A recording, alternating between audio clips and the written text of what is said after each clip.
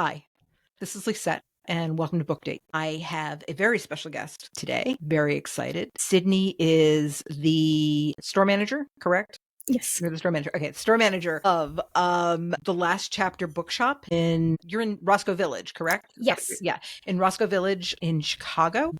And I know Sydney from when her and my daughter went to undergrad together. It's always fun to talk to her. So I really want to give a plug to Last Chapter. They are a phenomenal bookstore. They are romance only bookstore, so we know how much we love those. And kind of a unique concept. And they're doing a lot of really fun, interesting stuff. And I hope that if you are in the area, you guys will check them out. And I know that some of you are. So go look at them. Sydney, I wanted to talk to you today. I wanted to get a feeling. There are a couple of people on Substack that do lists from Goodreads and New York Times bestsellers and all of that kind of wonky data that I find fascinating, but I never know if other people do, except that if you're paying attention to this podcast, odds are you do too. So we talk to writers about what their reading habits are and how that influences their writing, which is always fun to sort of get that behind the scenes stuff. But I also wanted to find out, what are readers looking for? Because as a romance author, you always want to write what you love, but you also want to know that other people are going to love that too. So if you want to, would you like to tell us what are the big sellers at the Last Chapter right now? For the Last Chapter, we definitely sell the most from our contemporary section. Okay. But that's as like a day-to-day basis, as people who walk in who both know that they're coming to a romance-only bookstore or showing new people or just wandering off the street. It's definitely the easiest set of shelves to go through, especially like to recommend new people stuff. Mhm. And within contemporary, there's a lot of different genres. So it really is, there's tons that you can, pick from. I would say in the summer, the most popular is probably cowboy romances. You get Really? a big resurgence of people who are looking for cowboy Okay. reads. And usually even like not in the summer, people are looking for a beach read. So definitely that's something that we hear often. But a cowboy read is like so big right now. Funny. Yeah. See, now, if I'd had to guess just from other lists, I would have assumed sports romance, like contemporary sports romance. Hockey players big. are everywhere right Yes. now. Truly, you can completely populate the NHL just from, hockey romances right now. But so cowboys over hockey players? I think cowboy is getting a little bit of its own resurgence. I think last year was a big surge in sports and hockey, and even introducing more like F1. There are a lot more F1 books came out last year going into this year, but this summer in particular, there's a lot of people who are coming out with their first cowboy romances, like indie author Holly Renee, and she's a mixture of indie and trad, but she has an indie release coming out soon called Cowboy Casual, and it's her first kind of delve into that subgenre. But re-releases of people who have really dominated that in indie spaces, like Jessica Peterson has a series of brothers, and so Cash is being republished trad, and it's already been out, so there's a whole fan base that's following that through its republishing. So just so much cowboy is like on our radar right now, and what people are coming in looking for sure. That's really cool. I mean, yeah, and this is my bias. It's like you tell me cowboy and I think historical. Do you know what I mean? Like I think Wild West, and in reality, there's and here's the sad thing. I've written them, except that mine were like, they aren't cowboys, they're ranchers. That's absurd. But yeah, it's definitely there is that huge market for contemporary Western, romances. Yeah, they're definitely more ranchers than anything. Occasionally there'll be, I know there's one, I unfortunately can't think of the top name of it at the top of my head, but it's a female bull racer. She's the main character, who falls in love with somebody in her small town. So this is another thing, is like it intersects with small town in a way that people really like. So it's like cowboy, but it's also mostly just small town. Yeah, no, absolutely. So I feel like we can't have this conversation without talking a little bit about the juggernaut that is romantasy. Yes.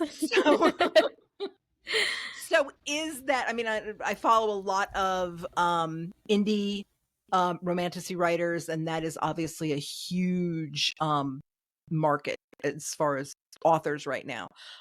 What are you guys seeing there? Is this ever going to end? Like, is this Probably no? not. It's like the next thing that people who are newer to the genre will come in, they'll look at contemporary, but they'll go straight to fantasy because there are titles that they've seen so much Mhm. online that they're like familiar with what's going on there. But again, it is one that is so wide that there are people who are looking for like Sarah J. Maas, Throne of Glass, like looking at her Right. type of series where it was, and Throne of Glass in particular, where it's not heavy romance. It's Mhm. more fantasy leaning, like the romance is like kind of like a B plot, Mhm. where there's also stuff like Lisa Straub's new book, or Lindsay Straub, sorry, um, Kiss of the Basilisk, which Mm, is okay. heavy romantasy. It's also one that's closer to like a mix of fantasy and dark because Mhm. there's definitely some darker moments in it, but it is all romance focused for sure. So there's Okay.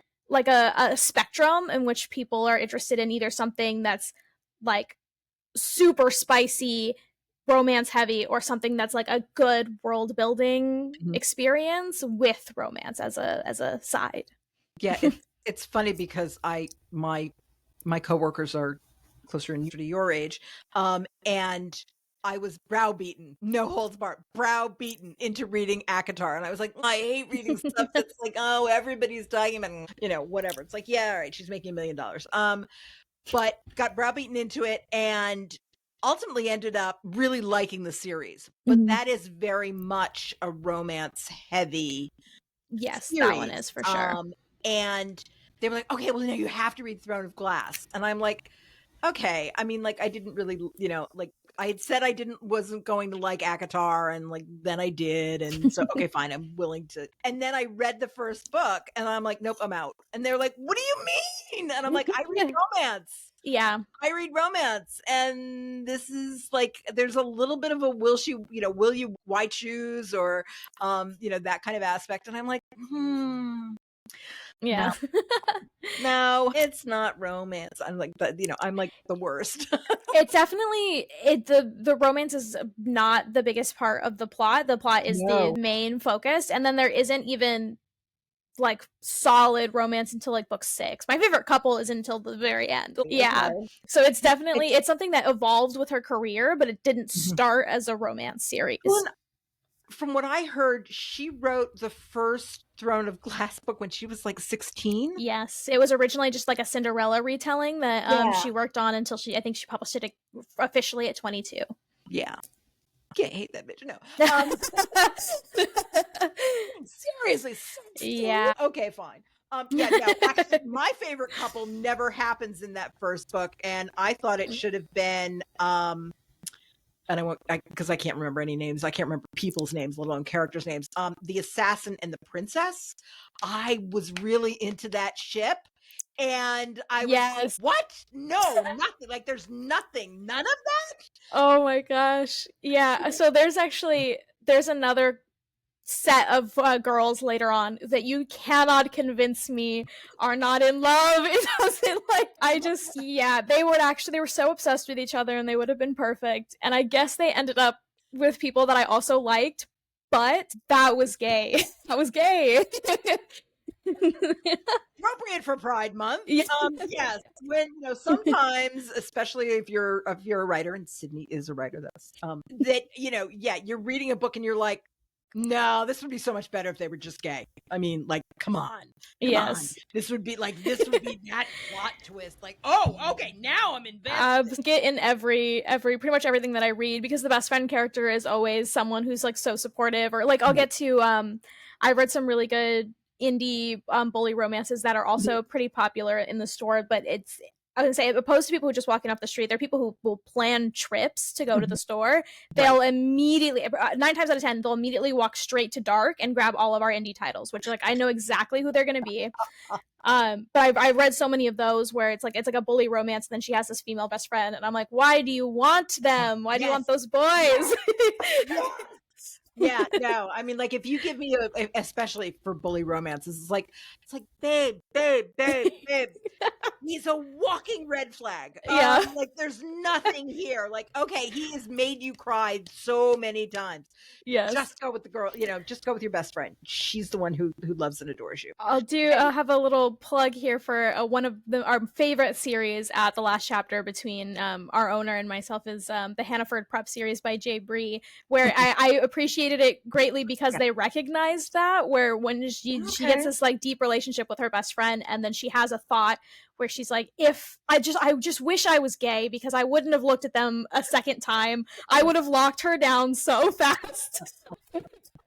I was like, thank Oh, you. Thank you. oh, the lament of straight women I, everywhere. So much easier if I were bi. Yes. Yeah. Life in general sometimes. Yeah. Certainly dating. Yeah. I loved it. Yeah, no, absolutely. Okay, so we've talked about some of your favorite titles, and some of your favorite subgenres, or not your favorite. Sorry, But some of the most some of popular the, for yeah, sure. the titles and subgenres that are selling in the store. Are there any tropes? I mean, I know dark is huge right now, which Yes. is not a trope per se, but I feel like it's this big dark shroud over everything. Yeah.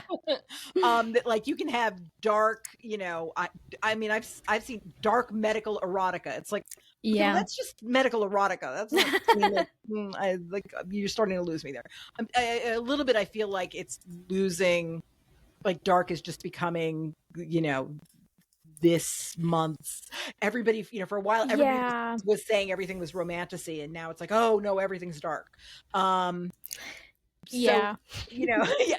yeah. We talk about it often. We talk about it, especially when designing our shelves and what we put Mhm. stuff. Like, we'll have people who will come in and be like, wow, we're very brave of you for putting that book in contemporary. But if we were to put it in dark, somebody else would be like, especially like our owner who reads primarily dark would be like, this is not dark at all, actually. Mhm. So it's very subjective. So are there and this is going to sound stupid because despite the phrase never judge a book by its cover, we always judge a book by its cover. That is We how do. cover artists make their living. No, yeah, they know what all of the signifiers are.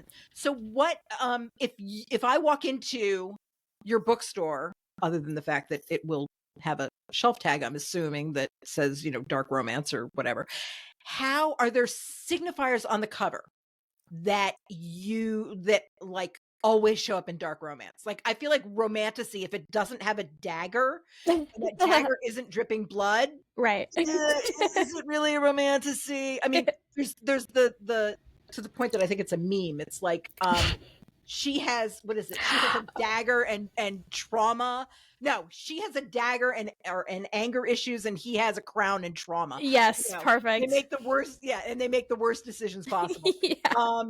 It's like, yeah, okay, but so what kinds of things show up on the cover that really let you know, like, oh no, these people get it. This Yes. is my dark romance. It is typically, I mean, definitely a darker color scheme. I never see like a pink book over there. It is definitely themes of blood or like crumpled flowers, or if there's Mhm. people on them, it's like it's not always a full image. It's almost like a just like bits and pieces of somebody's body. Okay. And then the font is also, I think, really important. Like Mhm. a font that's like quote unquote scary, Right. or a little bit It's more got a gothic interesting. sort of feel to it, or Yeah, or yeah. even like yeah, just something like a little bit spooky Mhm. about it, or a little bit off, just to try to convey the vibes. But it tends to be like just things we normally associate with darker images, like yeah, the blood and smoke. Not too often weapons, sometimes weapons, Mhm. but mostly more like symbolic stuff. Or I mean, occasionally it is just straight up as well. It's just like handcuffs or Right. something. Yeah. Okay. I mean, it's funny because I feel like, and I was just looking at a list of books that had covers on there also for each of the books, and I feel like cart and I call them cartoon covers, but you know what I'm talking about. Yeah. That sort of, it's not AI generated. The AI generated covers just ick me out. I like, oh my God, all of the guys' faces start to look the same after a while. Please, please, dear fellow authors, just stop. I know they're really cheap to do. Just don't. If you have to make the cover yourself, but even better, hire a professional. But yeah, I mean, I feel like those cartoon covers, it's like, okay, if it's got a cartoon cover, hopefully it's not dark. Yeah, they're typically not Like, dark. that's not in there.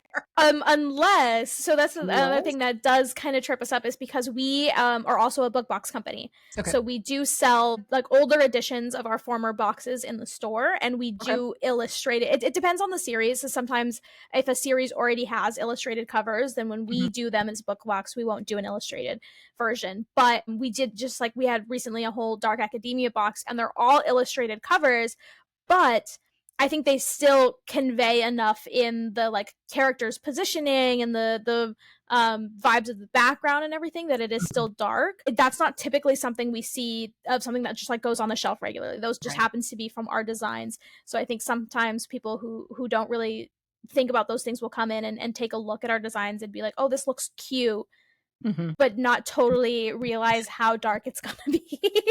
Well, and I guess the covers that I'm talking about are kind of, and this is nothing to do with the actual stories. This is not a judgment in any way, shape, or form. But like the Allie Hazelwoods and Yeah. that's what I'm calling the cartoon covers. And Yes, again, definitely. I'm not denigrating the artwork itself, because some of my best friends use those types of covers when they write contemporaries. But yeah, it always feels like, I don't know. I guess for me, it feels a little young, but then I'm in my alien romance phase, so I'm all about the man chest. I'm like typically from like here down. Like Mhm. you don't see you see his chin, maybe you see his face, but yeah, and the rest of it is just chest and abs. It's like, okay, fine, whatever. I don't even look at the cover. Like, I I'm just reading definitely the alien smut. Um, I agree that they do feel very young. There are a lot of times when taking a I look at don't know something that you the don't. stories are though. I guess that's what I find. So yeah, I mean, I guess that's where for me there's a disconnect there. Mhm. So, anything you wanted to cover that we haven't? Is there anything, are there any books that have come in that have really sort of have burned through? You guys like sold all of them in the space of a minute, but it was surprising. Like it wasn't somebody you were expecting to have that happen. I'm sure that there is. If I can just think of at the top of my head. Well, we just recently got in Chelsea Croteau is a indie author who does hockey romances. She's one particular hockey romance series that Mhm. has beautifully illustrated covers, and we knew that they would be popular when they came in, but we did only have them for like a day. And so she is coming to do a signing with us soon, Oh so that's wow, going to be fantastic. And that's I'm fun. hoping we buy even like extra stock from her, so Mhm. we're ready for after that event, because it went so fast that I had regulars who track when we get stuff in. Like we'll post it to our stories so everybody knows what's on the shelf. Right. And they'll be like, "Oh, well, I'll come in on Friday and grab that." And by the time they get there, they're like, "I should have called probably and set that aside because it's Like, gone." well, okay. You couldn't save me one. There's also Marie M. We just got in a shipment of her signed books. She has a series called High Sticking the Heart, or the first book in the series is called High Sticking the Heart. Totally popped up on our radar out of nowhere a couple of months ago. We got a single copy in, and the amount of people that wanted it, because we just did like a really quick restock order, and the amount of Right. people that wanted it was crazy. So we reached out to her and we got her to send us some signed stock with stickers and art prints and stuff Oh, in neat. them. Also gone in a day, gone immediately. Like Yeah. the second one's coming out in that series, and it's starting to like get a lot more traction. But both of those for sure, and they are both hockey, but they are also things that came out last year and Mhm. are people have still like following along with. So and it being that they're indie, people couldn't get these like special foiled Right. editions Right. at any other store, so they Right. go And that's, immediately. I feel like that is, I mean, unfortunately, I live in the middle of Siberia, or the U.S. Siberia, and it's not Alaska, it's the Eastern Alaska, aka Yes. Maine. So, yeah, we have one romance only bookstore in the entire state. Yeah. But yeah, the thing that is so not surprising, I guess, because everybody always wants a little, something extra. I know that, when I was just a romance reader, it was always like, oh, they've got a new book out. It's like, and they had, like, because I'm way older than you guys, they would have the old like Avon paperbacks, so they would have the like cutaway cover, and Mm. you'd have like the modeled cover with the cutaway, and then you'd open it up, and then there would be the beautiful like oil painting cover that was underneath, and it was, yeah. So I mean, but those were the sort of 80s equivalent of special editions now. I mean, so yeah, it's always so fascinating to me and so cool to like hear the kinds of like swag that comes in a book and whatnot. Yeah, it's just it's very fun to me. Hence, but then it's like, okay, we have to come up with some way to do digital swag. And yes, Yeah. my Kindle I love that. has smut on it, because I felt like the tapestry was just a little too old lady. Um, but yeah, I agree about digital swag for sure, because even now that I see it mostly with indie authors who will send in all of these extra prints and stuff for us that are so nice, but now we're getting a lot of trad mail that's mhm, like packets of stuff to put in books when they come out, and it's not just a single like right, bookmark or something. It's like a whole set of stuff, and I go, that's yeah, very cool. But just so many people buy physical editions for like the swag and stuff like that for the trophy of it, right, whereas they prefer to read digital no matter what. So having more digital swag, more I guess more options with the way your ebook is, the covers, the art that you can download, all yeah, of that would be really interesting. yeah, yeah. Um, but yeah, so this has been wonderful. We've gone a little bit over time. I Oh, don't want to take sorry. too much of your time. No, no, no, no, not at all. Yeah, you and I can talk forever. That's not Yeah. ever the problem. Um, but it has been absolutely lovely having you on. Again, you can find Sydney most days of the week, I would assume, at the Last Chapter Bookshop in Roscoe Village in Chicago. They also have a very vigorous Instagram account. And what's your handle there? Our handle for store is the last chapter chai. CHI. Chai, as in Chai Town. Yes. So check out their Instagram, and I hope you guys check out the store in person. It is wonderful, and Sydney is a doll, and I'm sure all of her employees are too. Um, and again, they have that. They have the book boxes too that Mhm. you can check out and partake of. Sydney, it's been a pleasure as always, Thank you. and yeah, I can't wait to talk to you again. Thanks. Thank you so much. You're welcome. It's